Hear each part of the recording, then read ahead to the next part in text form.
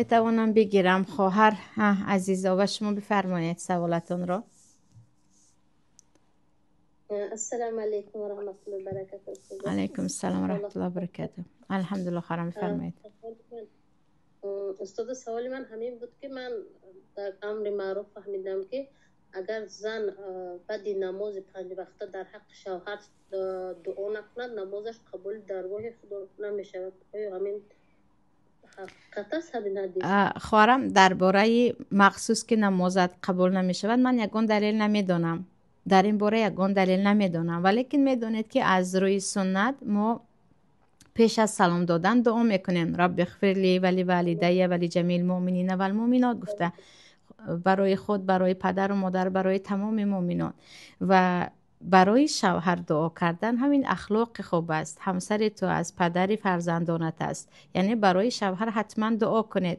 بعضی مشکلی های شوهر یا خطاگی های شوهر است که هیچ اصلاح کرده نمی شود، میگوید دعا کنید خداوند اصلاح کند.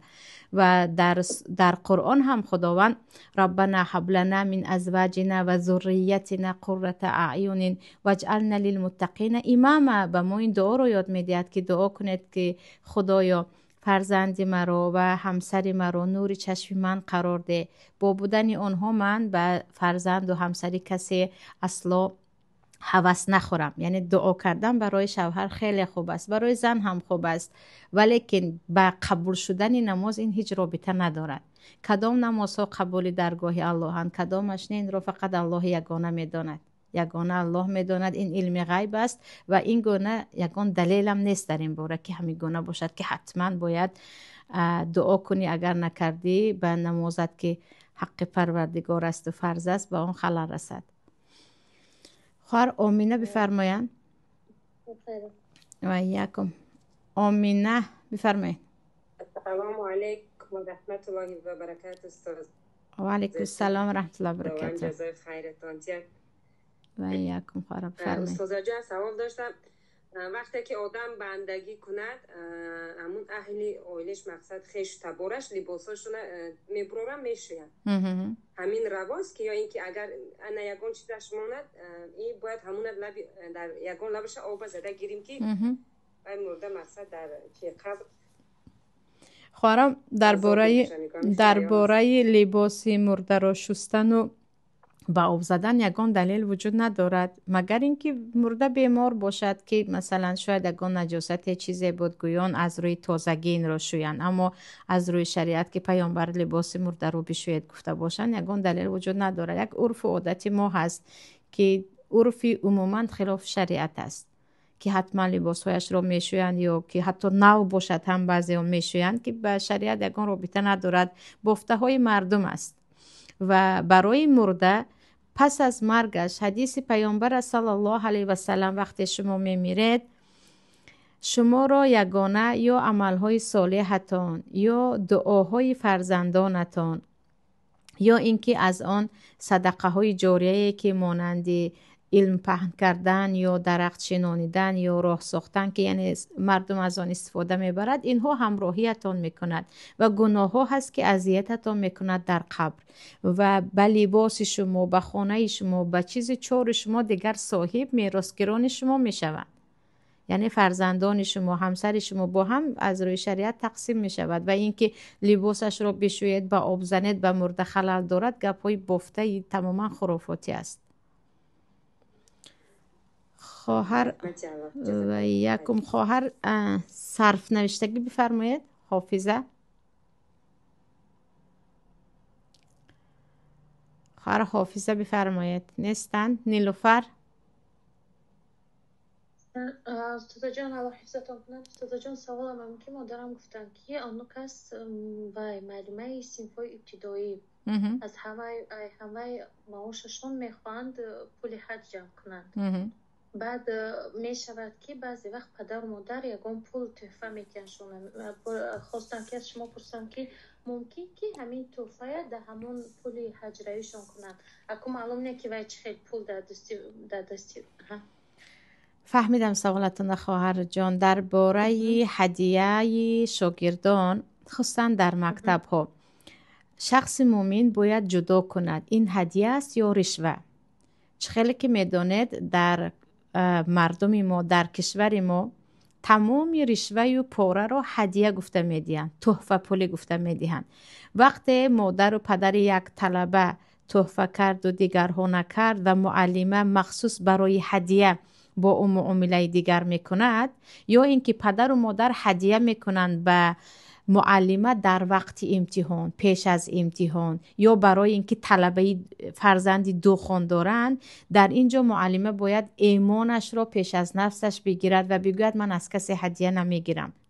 برای اون که بعض پدر و مادر با هدیه دادن دیگر میخرند معلمه را و معلمه هم با گرفتن اون هدیه به او چیزی گفته نمیتواند. اگر خطا نکنم سخنی سفیان ثوری بود یا یکی از علمای دیگر که در نامشان شک دارم ولی سخن 100% است که میگویند من از هدیه حکما خیلی و خیلی میترسم. چرا؟ چون با هدیه دادن زبان تو رو محکم میکنن. به تو هدیه میدهن دیگر در حق او چیزی گفته نمیتوانی. بعضی اینکه یعنی مانند رشوه یا گفتیم مانند یک پوره می شود. مثلا در قصه حضرت سلیمان اگر وقتی می خوانیم بل انتم بهدیتکم تفرحون میگویند بهدیتکم. حضرت سلیمان وقتی که بلقیس شاهزنی سبا هدیه میفرستد قبول نمیکنن، میگن با این شما مرا میخواهید بخرید؟ نه، شما باید یا ایمان بیاورید یا اینکه نابود میشوید. و هدیه اون رو چون قصدی رشوه بود یا پوره بود قبول نکردن. اینجا مادر شما هم وقتی که میدونند که مقصد از دادن این تحفه، چون تحفه رو میدانید تحفه دادنش مقصدش معلوم میشود، یک رشوه است و یک پوره است، یکم این که قبول نکنند، دوم یک قبول کرده باشند هم از آن خلاص شوند، چون که رشوه حرام است. رشوه هدیه اگر نامش باشد هم حرام است. پیامبر صلی الله علیه و سلم میگه خداوند لعنت کرده است هر کسی که پوره میگیرد و پوره میدهد. اما گفتید نه، در آخر مکتب تمام طلبه ها پول میپرتویند، همشون یکتا جدا نه، همه که به معلمه مثلا یک هدیه شود یا گفتیم برای اینکه معاشش کم از چیز دیگر، همه برابر دادن این رو تحفه گفته میتوانیم. از داخل یک کس دو کس داد، اون هم طلبه های دوخان یا پولدارهایی که با همین میخواهند معلمه رو بخرند، نباید معلمه اگرچه نیاز داشته باشد هم بگیرد و در آبروی خودش بیستد. و همین تحفه هایی که نامشان تحفه و اصلشان رشوه است سبب شد که اینقدر معلم ها هم بی آبرو شدن و استاد ها هم بی آبرو شدن و بی سواد ها هم دیگر به بالا برآمدن گرفتن. سلامت باشید. امی مصطفی بفرمایید. من یکم مشکلی دندان دارم خواهرا، بعضی یکون کلمه خطا برآمد اگر اهمیت ندهید. امی مصطفی بفرمایید. سلام علیکم و رحمت الله و برکاته. علیکم السلام و رحمت الله و برکاته. استاد جان، همین نماز ویتری واجبه هر شب همون سوره‌ای که صلات ویتری واجبانه مکیفه همونا هر شب گفتن درست است؟ شنیدم که هر شب گفتن در کار نبوده است. دعای قنوت را در نظر داره؟ بله. دعای قنوت را پیامبر آموختگی هستند، حدیث در صحیح مسلم است، یاد دادگی هستند به نبی روشان. اگر هر شب گفتید یگان خیلی خلل ندارد. اگر یکی نگفتید گناهگار نمیشوید، اما هر شب گفتید اصلا به این هم گناه نیست. یعنی هر شب گفتن همین فرض نیست. نماز ویتر خودش فرض نیست. در نزد جمهور علما سنت مؤکد است. در مذهب ابو حنیفه رحمت الله علیه واجب است، یعنی از فرض پایانتر میستد. و دعای قنوت خواندنش فرضش هم نیست، واجبش هم نیست. خود نماز رو واجب میگویند. اگر خواندید ثواب میگیرید، دعای قنوت رو نخواندید باکی نیست. دیگر دعا خواندید هم پیامبر صلی الله علیه و سلم در نماز بامداد هم دعای قنوت خواندگی هستند، اما مخصوص دعای قنوتی که در ماه هست و عادی دعای دیگر هم خواندگی هستند. خواهر مهرو بفرمایند. خواهر مهرو. السلام علیکم و رحمت الله و برکاته. علیکم السلام و رحمت الله بفرمایید. سلام از اسمای روحانم خبرم نمیتونم بگید میگم ماشاءالله یکی ماشاءالله اونجا نایستم بگید اگر ماشاءالله این درست نیست. تفسیرش کرده است که های خاکی یعنی میگه این وقتی که مشاوره میگه اینجا خطا میشه.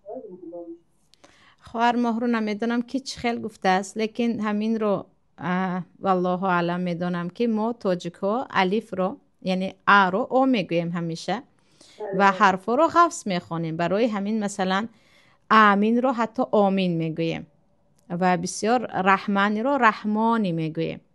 ماشاءالله رو ماشاءالله میگیم. یگان معنای تغییر دادن نبود لفظاً یا گفتیم لهجوی ما الف رو او میکنیم و برای این من یگان کس رو خیلی گناهی کلان شد و چیزی دیگری گفته نمیتوانم.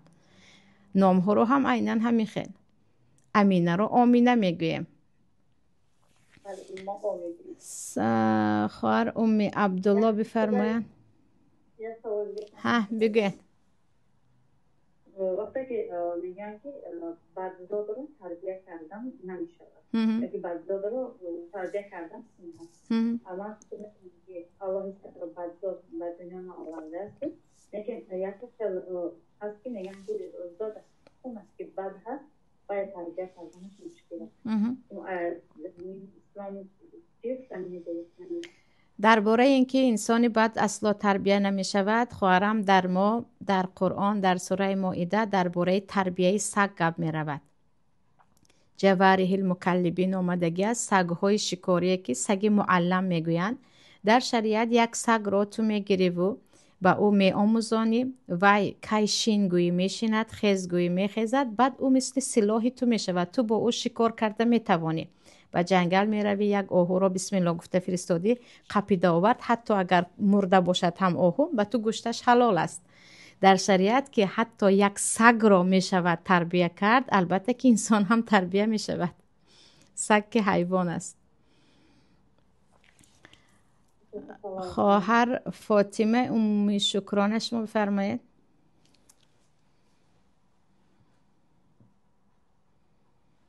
نیستن؟ خواهر زرینه شما بفرمایید.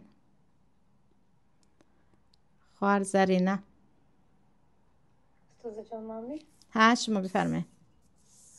خداوند الله بر وقت مشکلی دندانتان رو برطرف کنه. آمین خالم. استاد جان این تاجیکستان یک دماغ میبرفتگم دیو کنید که سیتوی همینجا هم وای شود دایمی شود در صبح. آمین آمین آمین. سالی وای به ما مثل رسیانده یکون کار کنم روزش فقط درسای شما میمونیم گوش کردم به حاضر اینجا یوتیوب کار نمیکنن. علاجش نه که همین رطوب به هم پرتایتون رطوب انشالله میگویم یکون خواهرام میپرتن. من خودم برای داخل شدن و پرتافتن و کانال روست کردن در آنجا شاید دستم نرسد، لیکن انشالله میگویم خواهرای یگان کس از پیش میشوند. خواهرای گروه عربی یگان کسی که میتواند بعداً نویسید انشالله. انشالله میگیم باذن الله میگیم. رمضان نمیتونیم فقط رطوب ما ببیمالتر از میشید که من درسایش پای در بر گوش میکردیم تکرار انشالله میگم باذن الله. خواهرام الله استتان کنه. و یکم ها خواهر ام شکرانه شما میکروفونتون باز شد. خواهر جان بفرمایید. السلام علیکم و رحمت الله و برکاته. و علیکم السلام و رحمت الله و برکاته. وایدی همی تربیه اخلاقی که دکتر صفاتیام و اصلی تاجیکستان آمدیم که مکتبای آموزشی اینجا از رخت روتا دور شود. اینجا در صداتون تقریبا شنیده نمیشود ام شکرانه. تقریبا صداتون رو ندارم ام شکرانه. یک بار ببینید صداتون خوب شود. ام عبدالله بفرمایید. تماما نیست صداتون. چی گفته استاده نشد فهمیده. سلام علیکم و رحمت الله و برکاته. ان شاء الله من باشم استاد جان. ها بفرمایید. و علیکم السلام و رحمت الله و برکاته. بخشش استاد جان من 2 هفته پیش سوال داده بودم در جوابش زمانه پرتو سبحان الله من فهمیدم سوالم هم میگه بود که برای انسانی بینماز چگونه معامله کنم مخصوصا برای شوهری بینماز. شوهر بینماز شوهر است خواهرم، فقط اینکه مشکلی در آن است که او بینمازیش از روی تنبلیش است یا عموما نماز را قبول ندارد. سبحان الله وقتی که میگه که نماز خوان بعض وقت میگه که همه خوندنم در کار همه میخوانم و بعض وقت میگه که وقتی که من نماز خوندم کار چه میشه زندگی چه میشه. سبحان الله. پس چند سال با شوهر هستید؟ 3 سال است. خودتان کی باز نماز خوانه هسته؟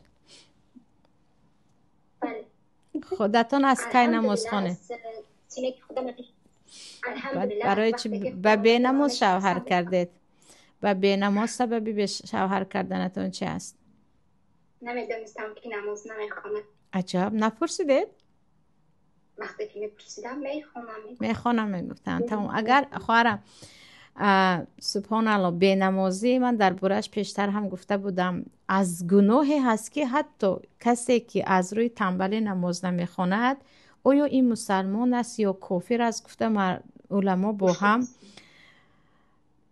اختلاف دارن. تصور کنید مثلا یک انسان زنا کرد، آیا او کافر است یا مسلمان؟ یگان اختلاف نیست، او مسلمان است و زنا کرد، اما نماز نخواند، آیا او مسلمان است یا کافر است؟ اختلاف دارن. برای همین هر مردی خود را مسلمان میگرفته بی نماز به خود آید، برای آن که آیا وی مسلمان است یا کافر است شبهه کلان است، خیلی شبهه کلان است. علمای هستن که میگوین نه این انسان کافر است، عموما مسلمان نیست، مادامی که از روی تنبلی کار دنیا رو پیش میگیرد.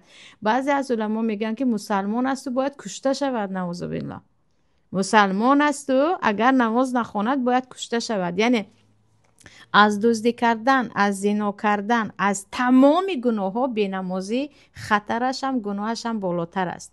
و یک زنی مسلمان با مرد بینماز چیکار باید کند؟ یک زنی مسلمان با مرد بینماز چیکار کند؟ اولا تمام پدر و مادرانی که دختر به شوهر میدید، تمام دخترکانی که شوهر میکنید، حتما در نماز داماد آینده اهمیت دهید. از خودش نپرسید. در وقت زنگیری همه مردها تقریبا تقوادار میشوند، همه مردها قرآن خوان میشوند. از خودش نپرسید، از اطرافش بپرسید، از مسجد رویش خبردار شوید، نه اینکه از چندم تلفن دارد و جای کارش چی است و خانه‌اش چی است. با انسانی بینماز زندگی کردن با یک انسانی که در گناه کبیره آلوده زندگی کردن است. یعنی نمازی داماد یا نمازی شوهر آینده حتمی است. دویماً وقتی که شوهر کرده و نماز نمیخواند، یکماً او دروغ گفته است. در همان لحظه برای دروغ گفتنش از روی شریعت نگاه کنیم، زن میتواند که بگوید که من از این جدا میشوم، این دروغ گفت. به نمازی عیبی خیلی کلان است. در شریعت هر عیبی که پوشیده شد بعد از توی اگر آشکار شد، زن هم شوهر هم میتواند به یگان گناه طلبی طلاق کند. ولیکن گفتید که نه، من میخواهم این رو با این یعنی از نماز به نمازیش باز دارم. ببینید که این انسان بازگشتنی هست یا نه. اگر دیدید که دروغ میگه بازگشتنی نیست، من اگر دخترم باشد هم میگفتم که با این گونه شوهر زندگی نکن، نگذار پدر فرزندان تو به نماز باشد. اونه که حق الله رو ندانست، اونه که حق خالقش رو ندانست، از کجا حق زنش رو میداند؟ از کجا حق فرزندانش رو میداند؟ اگر او در بینمازیش اصرار کند و گفت من نمازخوان نیستم، من وقت ندارم، اما گفت که نه من انشالله میخوانم، بگذار در وعده هایش ثابت بیستد، با خواندنش ثابت کند که دروغگو نیست. اگر نه میخوانم گفت و دروغ گفت، با شوهر دروغگو هم تو چه اندازه میتوانی زندگی کنی؟ حیاتت در آب و آتش است. یک انسان دروغگو در پیشت که به قدری به حق خالقش نمیرسد، با او چگونه میتوانیم اعتماد کنیم؟ یعنی نماز اصل و رخت سرخ هر یک برادر مسلمان و هر یک خواهر مسلمان باید باشد. بگوید اگر میخوانم گفت اثبات کند و بخواند. اگر نخواند و دوام کرد، یعنی در بینماز دوام کرد، اگر شما دختر من میبودید، من میگفتم به خاطر الله از شوهر بینماز جدا شو، چون گناه او در شریعت از زناکار بدتر است. ام عایشه بفرمایند. ام عایشه و خواهران میکروفون به دقت دهیم معلش که بعدا مشکلی نشود. خواهر ام عایشه بفرمایید. السلام علیکم و رحمت الله و برکاته. من باشم معلم جان؟ آره شما خواهرم بفرمایید. درباره همین ثواب قرآن خوانی، یعنی معنایش رو ندانسته همین قرآن رو خواندن ثوابش چطور باشه؟ ثوابش است برای هر یک حرفش ثواب میگیرید. پیامبر صلی الله علیه و سلم وقتی گفتن الف لام میم یک تا نه، الف جدا، لام جدا، میم جدا هست، برای هر یک حرف شما مادامی که این سخنی الله هست گفتید، در خواندنش تعبدیت است، یعنی عبادت است در خواندن قرآن. معنایش رو ندونید هم قرآن رو خوانید، لیکن برای معنایش رو دانستن هم حرکت کنید، اما ثواب میگیرید ان شاء الله، ثابت است ثوابش. معنایش را دانستن دو چندان ثواب باشد البته، و عمل کردن، البته عمل کردن. اساس قرآن برای عمل کردن نازل شده است. معنایش را دانستن و خواندن هم ثواب دارد، اما اصل زندگی یا گفتیم اساس آن عمل کردن به محتوای آن است. ان شاء الله. جزاک الله خیر. و یکم تنزیله بفرمایید. خواهر تنزیله هستید؟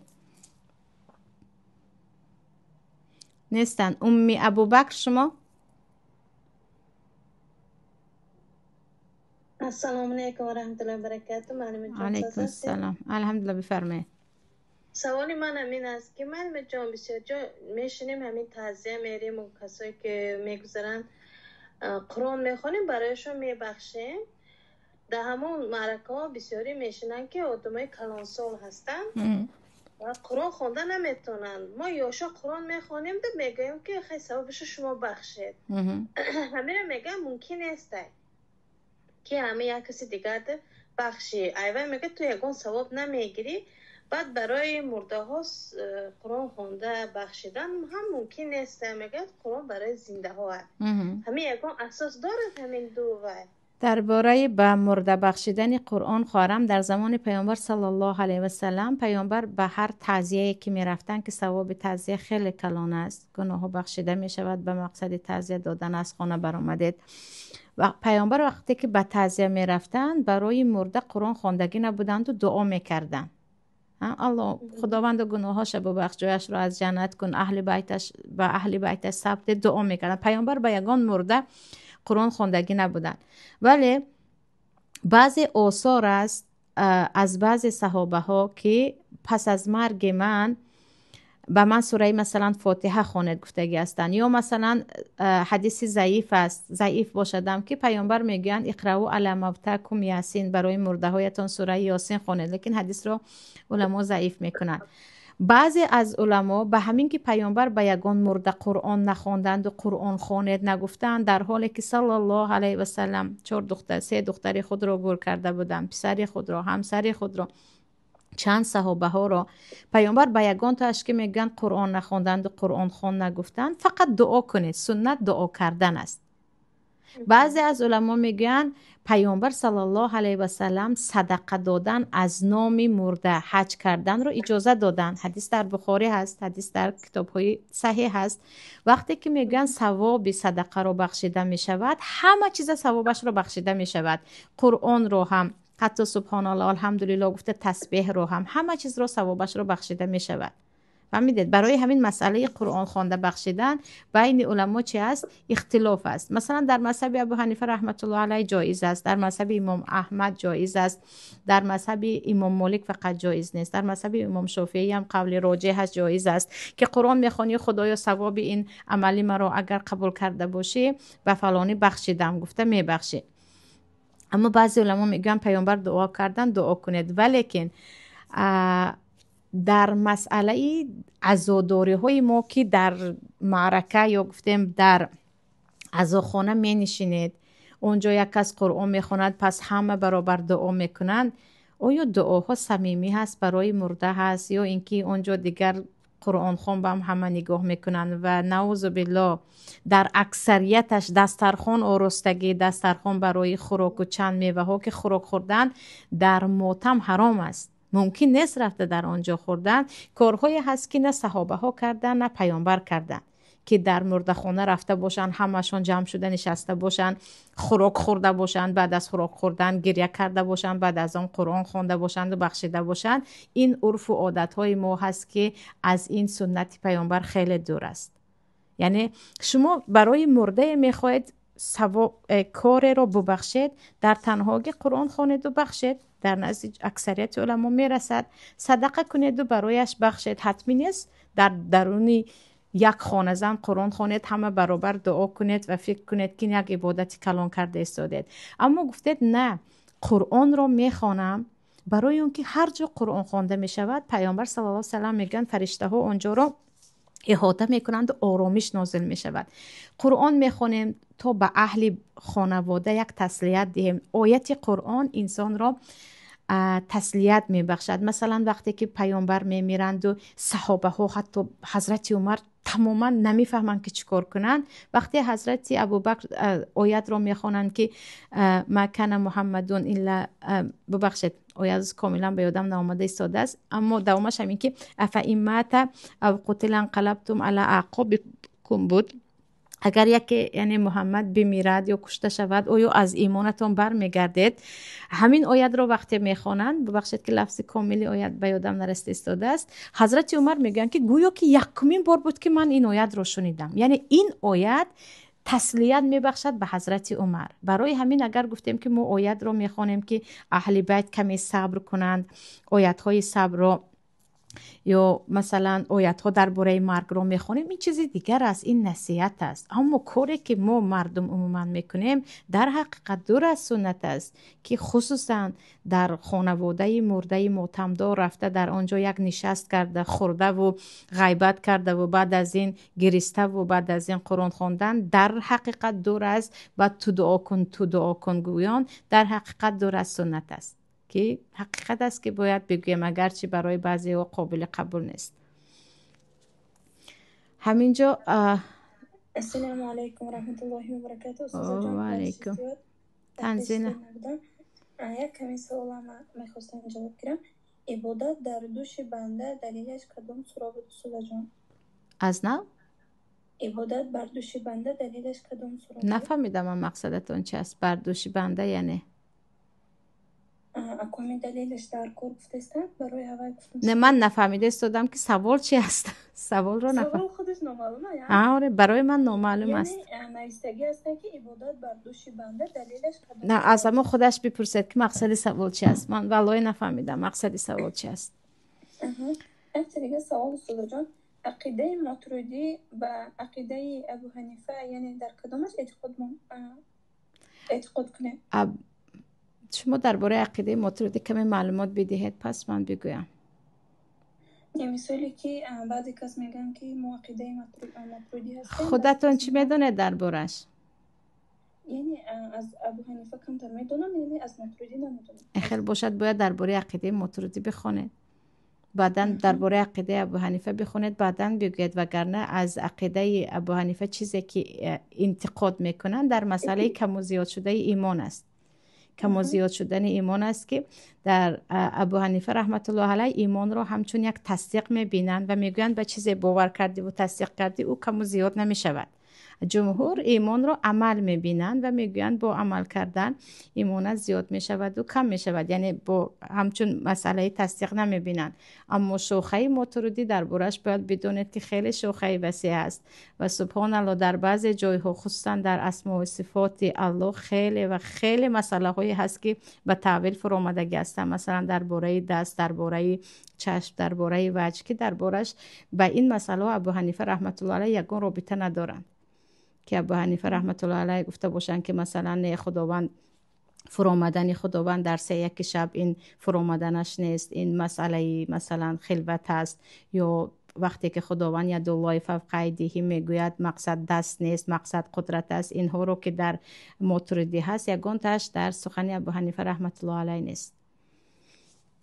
ولی حتما دربارش معلومات بگیرید. ها ام مریم جانم سوال مفتیم که دفعات نشون داده. سلام علیکم و رحمت الله. علیکم السلام و رحمت الله. بفرمایید خواهر فرزانه. استاد جانم مو حقیقتی موی سرقتی ناخون در موسل پرتایم نکور میشه. یگان چی نمیشوید لیکن زیر خوک کردید اگر مستحب است، چون از جسمتان است. خواهران عزیز همینجا با آخر رسانیم سوال جواب را. من اینقدر کامل دور دراز کردن قوت ندارم، نمیدونم از چی باشد.